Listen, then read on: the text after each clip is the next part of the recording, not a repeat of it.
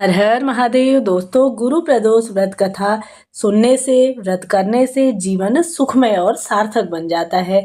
माना जाता है कि इस दिन अगर आप गुरु प्रदोष का यानी कि त्रयोदशी व्रत धारण करते हैं तो आपको 100 गायों के दान करने के बराबर पुण्य फल प्राप्त होता है।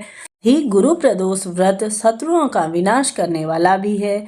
माना गया है कि श्री सूर्य जी के अनुसार यह अति श्रेष्ठ शत्रु विनाशक भक्ति प्रिय व्रत इसे माना गया है।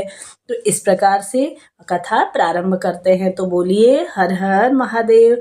जैसा कि कथा के अनुसार एक बार इंद्र और वृत्रासुर की सेना में घनघोर युद्ध हुआ।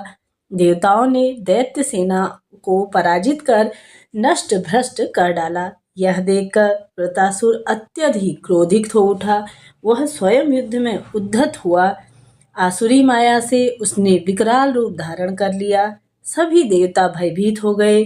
गुरुदेव बृहस्पति की शरण में सभी पहुंच गए। बृहस्पति महाराज बोले, पहले मैं तुम्हें वृत्रासुर का वास्तविकता का परिचय देता हूँ।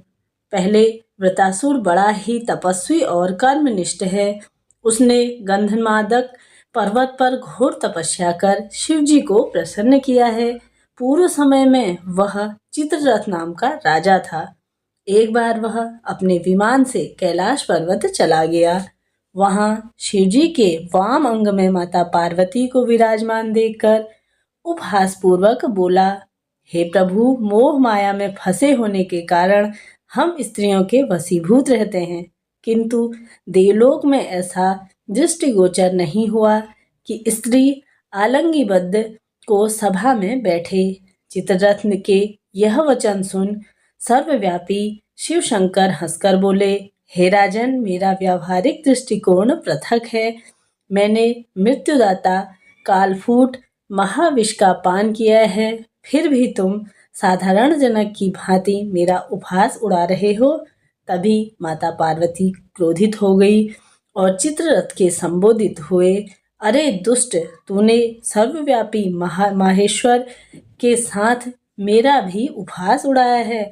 अतएव मैं तुझे वह शिक्षा दूंगी कि तू ऐसे संतों के उपहास का दुस्साहस कभी नहीं करेगा। ऐसा माता पार्वती ने कहा। अब तू दैत्य स्वरूप धारण कर विमान से नीचे गिर, मैं तुझे श्राप देती हूँ।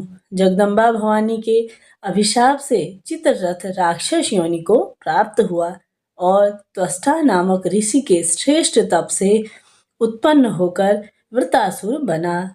गुरुदेव बृहस्पति आगे बोले, वृत्रासुर बाल्यकाल से ही शिव भक्त रहा है।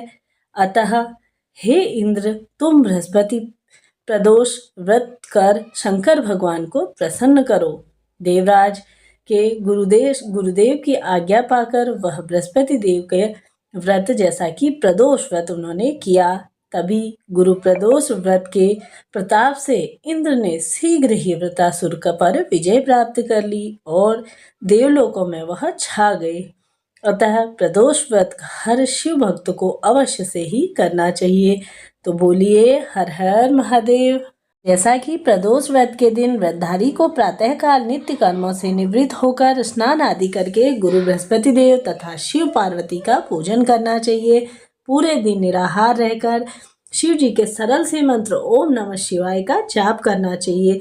तत्पश्चात सूर्य देव को अर्घ्य दे और साथ ही साथ नैवेद्य में जौ का सत्तू, घी एवं शक्कर का भोग लगाना चाहिए। तत्पश्चात 8 दिशाओं में 8 दीपक रखकर प्रत्येक स्थान पर उन्हें 8 बार नमस्कार करें। इसके बाद नंदीश्वर को जल एवं दुर्वा खिलाकर स्पर्श करना चाहिए। गाय के किसी बछड़े को, साथ ही साथ शिव पार्वती पर जैसा कि उनसे प्रार्थना करनी चाहिए। अपनी हारी बीमारी जो भी परेशानी है उसके लिए कुछ क्षण बैठ के आप अपनी मनोकामना कह सकते हैं। गुरु प्रदोष व्रत तथा शिव जी की कथा अवश्य से सुननी चाहिए। अंत में शिव पार्वती की आरती करें तथा प्रसाद अवश्य से ही वितरित करना चाहिए। इस तरह से यह सरल सा है। आप सुबह के समय में घर में छोटी सी पूजा कर सकते हैं या किसी मंदिर में जाकर के कर सकते हैं। शाम के समय में प्रदोष काल में इसकी विशेष पूजन किया जाता है। आप सभी को दीपदान इस दिन अवश्य से ही करना चाहिए। आप सभी को बेलपत्री वृक्ष के नीचे और पीपल वृक्ष के नीचे, और साथ ही साथ आप सभी को अपने घर के मुख्य द्वार पे इस कामना से कि महादेव मेरे घर पे आएंगे, शाम के समय में एक दीपक अपने घर के मुख्य द्वार पे अवश्य से ही प्रज्वलित करना चाहिए। महादेव के मंदिर में आपको एक दीपक प्रज्वलित करना चाहिए। इस तरह से आप सभी को पूरा दिन प्रभु स्मरण में बिताते हुए यह व्रत धारण करना है। वीडियो अगर आप सभी के लिए उपयोगी रही हो तो वीडियो को लाइक शेयर अवश्य करिए और मेरे चैनल को सब्सक्राइब करना ना भूलिए। इससे क्या होगा, मेरी सभी वीडियो की नोटिफिकेशन आपको सही समय पर प्राप्त होंगी। तो मिलते हैं नेक्स्ट वीडियो में, तब तक के लिए श्री शिवाय नमस्तुभ्यम। हर हर महादेव।